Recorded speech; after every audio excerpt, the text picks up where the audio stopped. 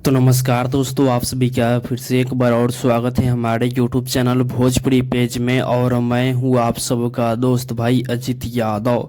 दोस्तों देखिए, समर सिंह जी का एक और नया गाना Samar Singh official YouTube channel से कल सुबह सुबह रिलीज होने जा रहा है।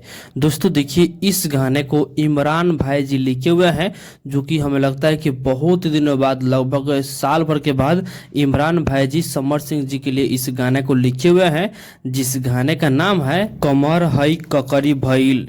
जो कि इस गाना को समर सिंह जी के साथ में शिल्पी राज इस गाने को गाई हैं। और इस गाने में म्यूजिक की बात किया जाए तो इस गाने में म्यूजिक बना है बिकी बॉक्जी, जो कि इस गाना को कल सुबह 6:30 पर Samar Singh official YouTube channel पर रिलीज किया जा रहा है। और दोस्तों बता दें कि वीडियो में एक्ट्रेस नजर आएंगी समर सिंह के साथ में काजल राज। तो आप लोग कल सुबह तैयार रहिए इस गाने को सुनने के लिए।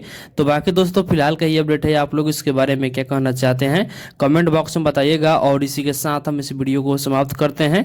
ये वीडियो अगर पसंद है हो तो इस वीडियो को लाइक शेयर कीजिएगा।